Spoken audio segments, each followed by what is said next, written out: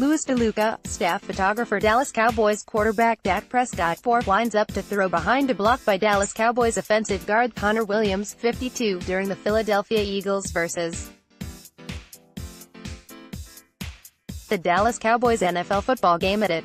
DeLuca, the Dallas Morning News, Jean-Jacques Taylor, Cowboys insider for NBC5 in Dallas-Fort Worth, KXAS-TV, and host of Jam Session 9 a.m. to 1 p.m. weekdays on 103.3 KESN-FM, answered questions in a recent live chat. Here are some highlights. Do you think Doc would put a deadline on negotiating an extension like Russell Wilson did? JJT, it wouldn't surprise anyone if Doc put a deadline on negotiations. Some players don't like to be bothered once training camp or the season starts with the business of football. Doc is going to make somewhere around $28 to $30 million a year. He can be patient because the price is never ever going down. It's a matter of how he wants to navigate the deal. What was your take on David Irving's comments? Wouldn't it be hard for Garrett to last this long if he couldn't connect with players? JJT, why would anybody, anywhere care about David Irving's comments as it relates to personal relationships?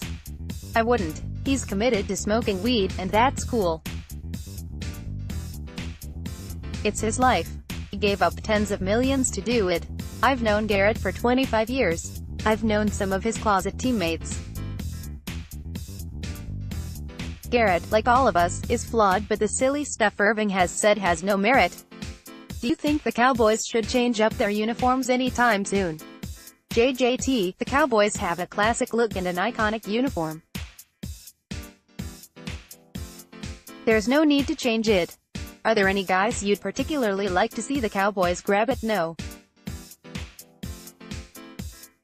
58, JJT, in the first round, you can manipulate the board and you can guess and have a pretty good idea of who will fall to you no matter where you're drafting. At 58, you're so far down the draft list any number of players could fall to the Cowboys. They'd love a safety or a receiver. This is a draft full of depth, not great players.